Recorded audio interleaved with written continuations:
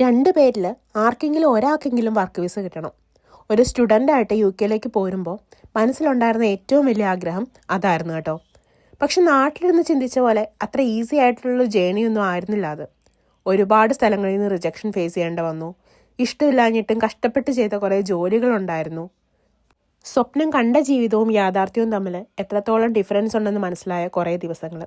Continuous ആയിട്ട് വന്ന rejections കണ്ട് ഡിപ്രഷൻ അടിച്ച് കരഞ്ഞു തളർന്ന ദിവസങ്ങളുണ്ടായിരുന്നെങ്കിലും ഞങ്ങൾക്ക് രണ്ടുപേർക്കും എങ്ങനെയെങ്കിലും പഠിച്ച ഫീൽഡിൽ തന്നെ ജോലി മേടിക്കണം, അങ്ങോട്ട് കാശ് കൊടുക്കാതെ ഒരു സ്പോൺസർഷിപ്പ് കിട്ടണം എന്നൊക്കെയുള്ള ആഗ്രഹം ഉണ്ടായിരുന്നു കേട്ടോ.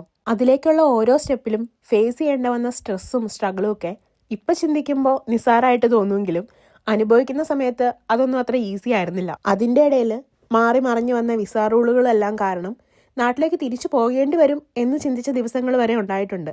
എന്തൊക്കെയാണെങ്കിലും നമ്മളൊരു കാര്യത്തിന് വേണ്ടി ആത്മാർത്ഥമായിട്ട് ശ്രമിച്ചാൽ, അതിനുവേണ്ടി നമ്മുടെ 100% കൊടുത്ത് കഷ്ടപ്പെട്ട് കഴിഞ്ഞാൽ അത് നമ്മുടെ കയ്യിൽ എത്തുമെന്ന് മനസ്സിലായ കുറച്ച് ദിവസങ്ങളാണ് കേട്ടോ കഴിഞ്ഞു പോയത്.